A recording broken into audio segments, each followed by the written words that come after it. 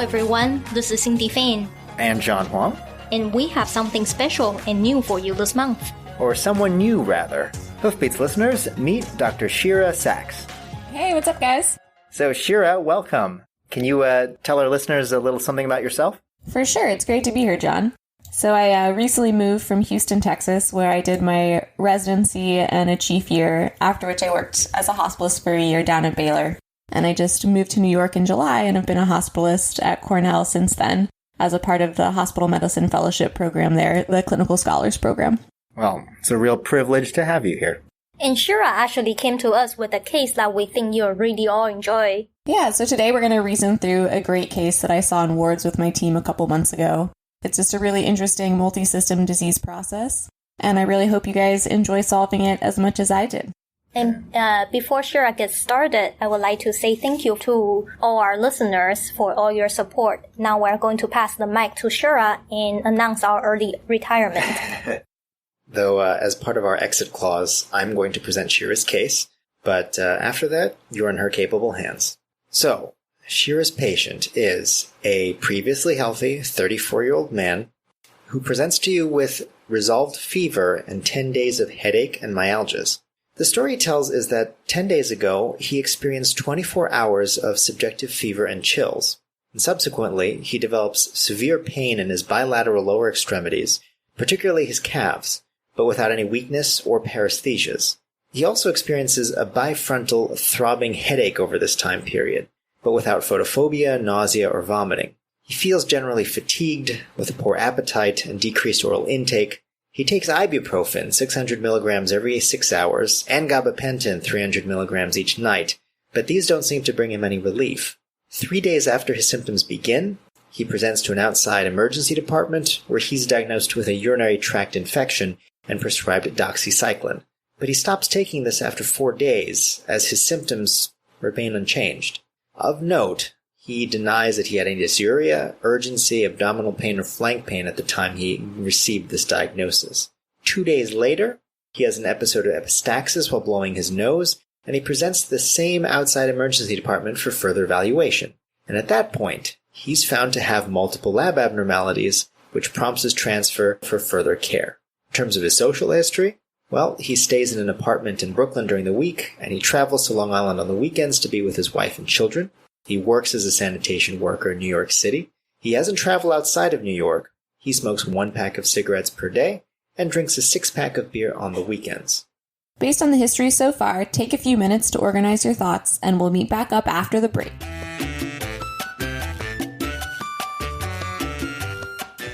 Welcome back, guys. I sat down with my friend and mentor, Dr. Stephanie Sherman, an academic hospitalist at Baylor College of Medicine in Houston, Texas. Let's hear her initial approach to the case.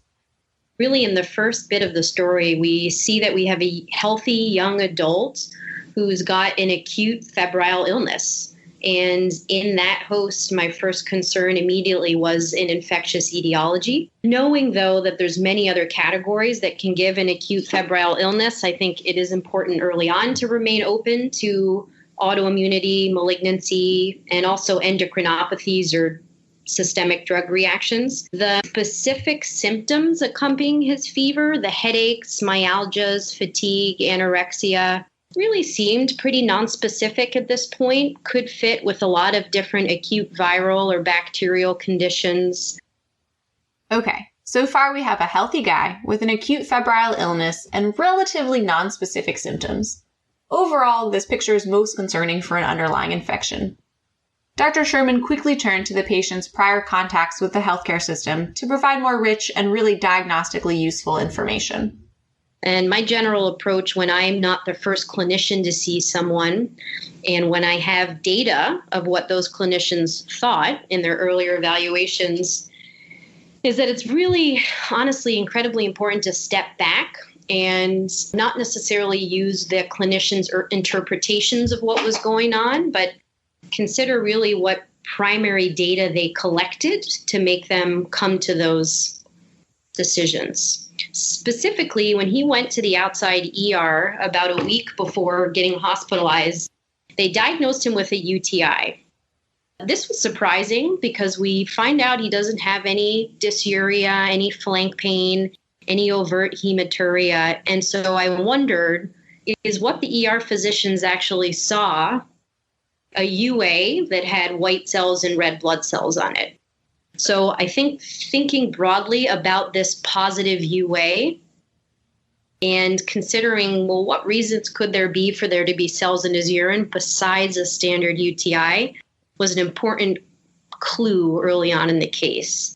Sterile pyuria, meaning white cells in the urine without a typical positive urine culture, can happen in a lot of different situations. But it also made me think early about processes that could give him white cells in the urine from interstitial nephritis, from allergic triggers, perhaps like the NSAIDs he's taking, autoimmune conditions that may unfold like sarcoid, or other infections that directly infect the interstitium. CMV, Legionella, leptospirosis fall in those categories. I think Dr. Sherman's approach here is really worth reviewing. Our patients have often seen multiple providers before we meet them, and we need to be keenly aware of when a diagnostic label just doesn't make sense. For instance, when Dr. Sherman hears about the presumptive UTI diagnosis, in the absence of any symptoms, her spidey senses immediately go off, and she starts thinking about other reasons why the patient may have had pyuria. She quickly hones in on a few discrete infections that could both explain the patient's nonspecific symptoms and potentially involve the kidney through interstitial nephritis. This is so important as the failure to set aside an incorrect diagnostic label can lead to the bias of diagnostic momentum, in which we accept a diagnosis without reevaluating the data for ourselves. This only further propagates misdiagnosis and creates delays in care. With repeated exposure to a particular chief complaint or set of symptoms, our sense of when a diagnostic label doesn't fit becomes further refined, as Dr. Sherman exemplified in her interpretation of the patient's prior UTI diagnosis.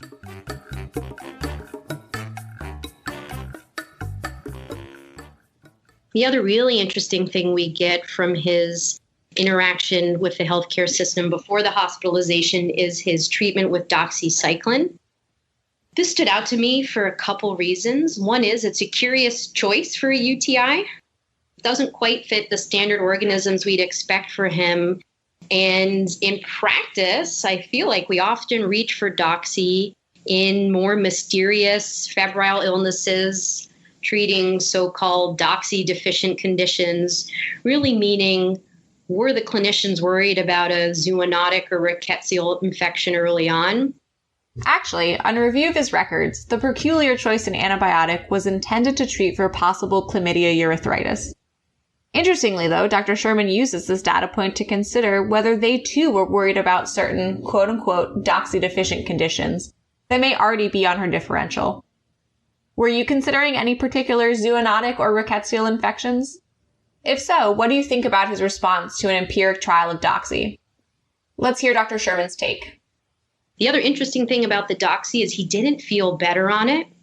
And when trying to diagnose a case in a patient who has interacted with other healthcare providers earlier, how they respond to a treatment can give us some helpful diagnostic information. In this case, I wondered, did he not feel better because the doxy wasn't appropriate? Or was it not quite strong enough for what he had? I did wonder, perhaps the medication itself did help, but his underlying condition flared in the setting of systemic therapy. And the particular thing to watch out for would be the systemic inflammatory response from antibiotics in spirochete-induced diseases, the Yerkes-Herxheimer reaction. I wonder if he didn't feel net better with the doxy. So his lack of response to the antibiotic, I think, could be interpreted in a lot of different ways. It still keeps our differential diagnosis pretty broad, but it does give us a little more information knowing how he did or did not respond to treatment. Here, Dr. Sherman is using what's called the test of treatment by gauging the patient's response to a trial of doxycycline. In reality, we use the test of treatment all the time. For instance, have you ever started PPIs empirically for symptoms that sounded like GERD? As with any diagnostic test, though, there are important scenarios in which the test of treatment can yield either false positive or false negative results. A false positive can occur if the underlying disease process just spontaneously resolves. False negative results can occur if the treatment dose or duration are inadequate.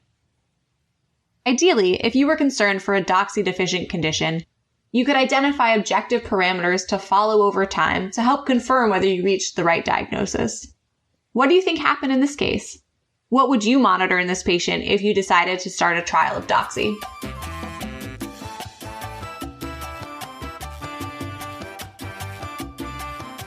Let's get back to our case and hear Dr. Sherman's thoughts on the social history.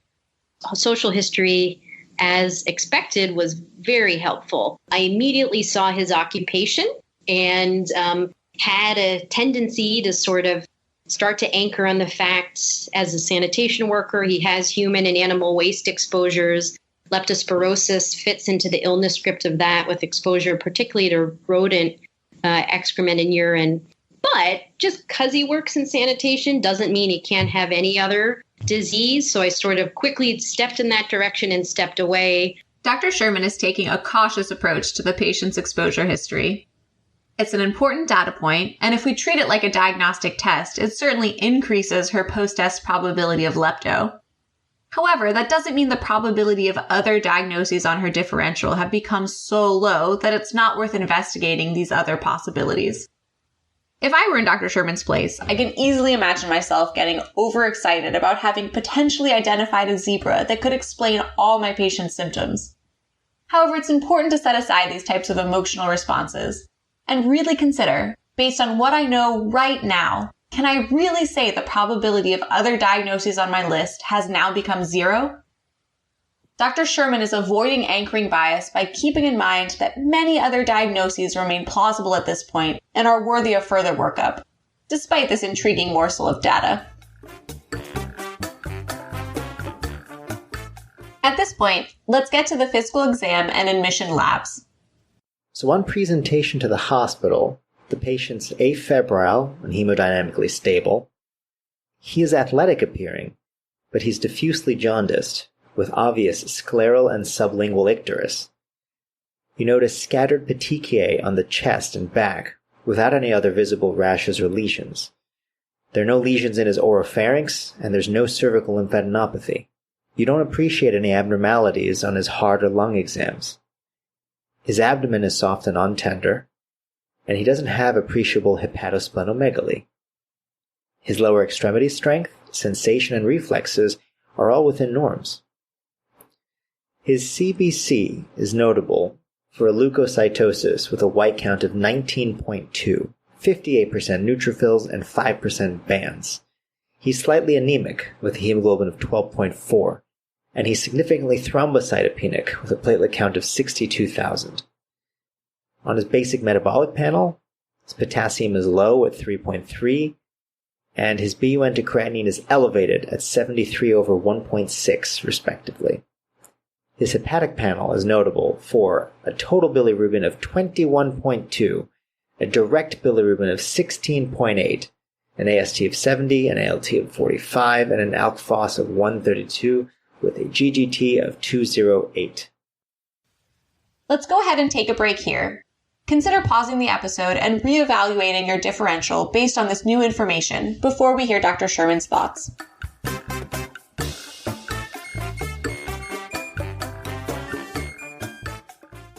Welcome back, guys. So just to review, we're trying to solve the case of a 34-year-old man who looks like he has an acute febrile multisystem illness. What did you think was going on? Here's our discussant's reaction to what you just heard. Some of the labs were not surprising, and some were very surprising, and I think this was a pretty critical pivot point in the case. So, for example, the leukocytosis right now is not surprising. It speaks to the systemic inflammation he's going through. The thrombocytopenia, similarly, could go with the infectious hypothesis if it's from sepsis directly, the infection itself affecting the bone marrow, or a consumptive process like DIC or a thrombotic microangiopathy. The kidney injury, in some ways, isn't surprising given some of the hits that he's taken, the ibuprofen around the clock, the limited oral intake. But again, we do have a presumed pyuric UA from the prior hospital stay, so more intrinsic renal injuries are possible as well to his prerenal state. Finally, though, the liver biochemical tests were really the twist and the big surprise. When encountering liver tests in general, I stick to the approach of categorizing the pattern of the abnormality first, and then building the differential for those abnormalities from there. So out of a hepatocellular versus cholestatic versus infiltrative pattern, which would be mostly AST, ALT elevations versus mostly biliary and alk phos elevations versus mostly an isolated alk phos, respectively.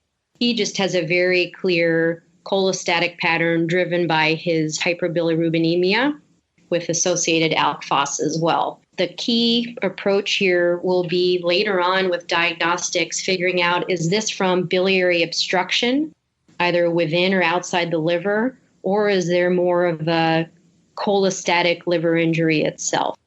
But this was very surprising, and I think makes us kind of go back to that original list and broaden things and consider infections that really have more of a direct liver effect as well. In thinking about the patient's labs, Dr. Sherman is applying her diagnostic schema for abnormal LFTs. Diagnostic schemas are cognitive tools that provide a scaffold from which to break down more complex clinical problems. For instance, when you heard thrombocytopenia, did you immediately start subcategorizing diagnoses by decreased production, increased destruction, and sequestration? That's an example of a commonly used diagnostic schema you've likely heard in the past. Why is this useful?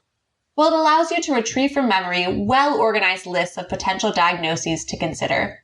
They're also handy as a tool for thinking out loud to teach your clinical reasoning to others. We all start to develop diagnostic schemas early in training and refine them over time with repeated exposure to similar clinical scenarios.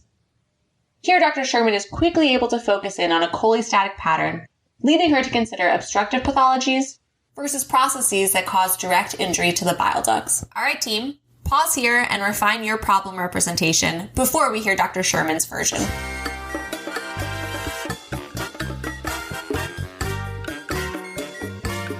With all of that said, we are treating a healthy young sanitation worker with an acute onset febrile syndrome with headaches, myalgias, cholestatic liver injury, thrombocytopenia, and an AKI with microscopic hematuria.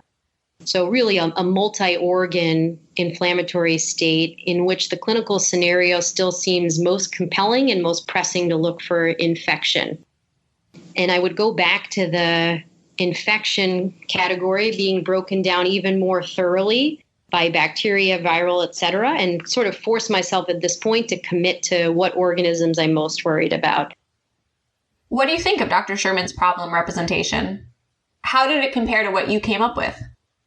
Consider pausing again here to put the finishing touches on your differential diagnosis before we get to Dr. Sherman's final thoughts on the case. In the bacterial category, I think abscesses or bacteremia from staph strep at this point are possible. We'd really have to explain why the liver is getting hit so hard. But then as well as gram-negative infections with severe sepsis, salmonella potentially could be an explanation as well. Although the bilies are probably a little too high to be explained by pure systemic sepsis alone, I still do worry about actual involvement of the liver. I think viral hepatitis, my illness script really includes much more dramatic hepatocellular AST, ALT elevations, but I'd want to keep those on the table given how much hepatobiliary injury there is. I think flu, Epstein-Barr virus, CMV, and of course checking for HIV, both as a primary driver of this, but to inform his immune status is important. Finally, I think finishing with the category of atypical or specifically spirochete or rickettsial organisms, this is definitely important given what we found in the social history. So thinking about disseminated syphilis as a possibility, perhaps scrub typhus. As far as I know, in New York, murine typhus really isn't as a problem, but here in Houston where I practice, that would definitely be on the table for this serious illness. And then again, with potential animal waste exposure, leptospirosis could tie this all well together. It would have to be the very kind of severe syndrome of Weil's disease. Non-infectious, again, is still on there. The endocrinopathies could be possible. Very severe thyrotoxicosis, adrenal insufficiency. And then in the autoimmune categories, I want to tie the hepatobiliary disease in well. So thinking about an unexpected presentation of sclerosing cholangitis, autoimmune hepatitis. But again, the time course, the fact that AST and ALT aren't that high just don't fit very well. I really like how Dr. Sherman organized her differential. She had honed in on infection early, but broke down discrete diagnoses further by bacterial, viral, and atypical infectious categories. Finally, she made sure to include non-infectious processes as well that could still be at play here. Instead of just listing off discrete diagnoses, subcategorizing by microbiological class allowed her to be very systematic and comprehensive in how she approached the case. Consider pausing and writing down what additional workup you would order at this point before we reveal what happened next.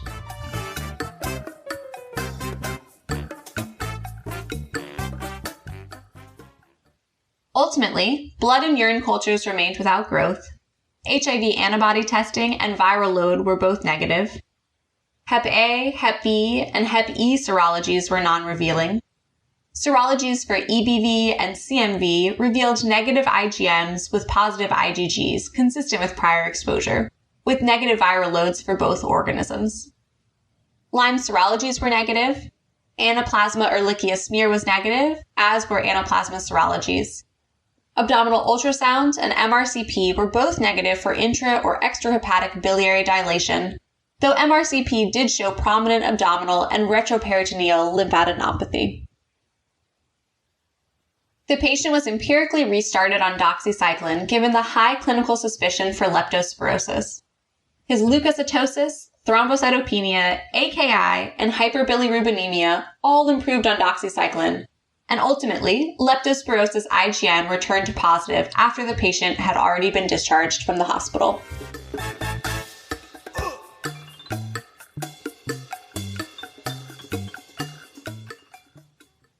When I saw this patient for the first time, my problem representation included a previously healthy young man who worked in sanitation, with resolved fever, presenting with headache and myalgias, and prominent lab abnormalities, including leukocytosis, thrombocytopenia, AKI, and profound hyperbilirubinemia.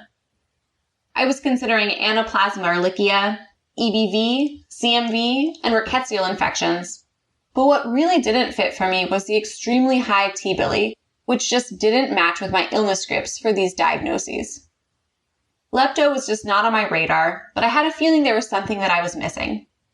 After a few hours of independent reading, I walked next door to run the case by some colleagues who brought up the possibility of leptospirosis. Notably, I later learned lepto actually migrates between hepatocytes, detaching intercellular junctions and disrupting bile canaliculi, which can cause the degree of hyperbilirubinemia that was seen in this case. I asked Dr. Sherman how she deals with similar diagnostic dilemmas. And honestly, that's the fun of medicine is we won't see things a lot of the time. Weil syndrome in particular, I'll say I've never seen it. Maybe our rats are cleaner here in Houston. Actually, this is something I have seen presented as conferences as kind of just a diagnostic challenge. So that's how I think getting exposure, even when you don't see cases clinically, it's just listening to the cases, talking with colleagues and reading. But back to the reality of being in the moment, feeling like you're missing something, I think sort of zooming out and coming up with the most kind of condensed problem list possible, and then just using the resources you have to see what hits come up for those combinations. I think Dr. Sherman's on the right track. In performing a cognitive autopsy to better understand how my own cognitive errors played a role in the case, I should have reached out for help earlier. I think as clinicians, we can feel all this pressure to have the answers in every clinical scenario. This is just unrealistic given the complexity of medical care that we face today. Our colleagues are an amazing resource that in this case led me to the ultimate diagnosis. I also probably underutilized the simple Google search. In preparing for this episode, I entered my problem representation in Dr. Google, and lo and behold, leptospirosis is the first thing that comes up. So for me, letting go of the expectation that I can figure it all out myself, and utilizing the ample resources around me were some important takeaways.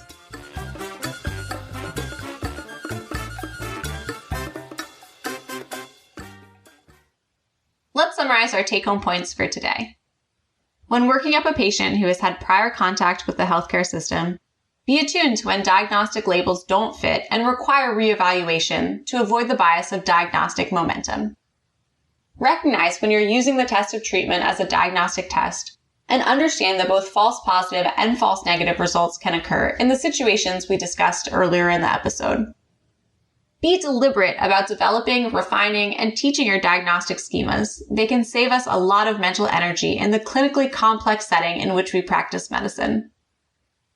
Finally, after having some time to decompress after a challenging or difficult case, think about doing a cognitive autopsy to crystallize how you would change your approach next time around. That's all for now, folks. I want to thank our guest, Dr. Stephanie Sherman. Thank you to Dr. Shreya Trivedi, John Wong, and Cindy Fang for weighing in on this episode, along with Michael Shen, Amy Yu, and our audio editors, Richard Chen and Harit Shah. As always, an honorable mention to our fellow podcaster, Dr. Stephen Liu. And Hoofbeat listeners, I just want to reassure you that John and I aren't actually retiring. We'll be back next episode. Yeah, of course we'll be. We like doing this too much. But we just know that there are more people like Shira out there among you. You're probably full of cases or ideas, or maybe completely different perspectives on how to think or teach or learn about clinical reasoning. So we would love to hear your thoughts. Send us an email at coreimpodcast@gmail.com. And we're also on Facebook and Twitter at coreimpodcast. Opinions expressed in the podcast are our own and do not represent the opinions of any affiliated institutions, nor should they be construed as medical advice. With Core IM, I'm Cindy Fang. I'm John Huang. And I'm Shira Sachs. I'll see you guys next time. Save big money on your outdoor project now at Menards. We have everything you need to keep your outdoor power equipment running smooth, so you can keep that lawn in tip-top shape or enjoy some time on your boat. Right now, all FVP, lawn and garden, and marine batteries are on sale through May 5th. Check out our entire selection of FVP batteries today and view our weekly flyer on menards.com for more great deals. Save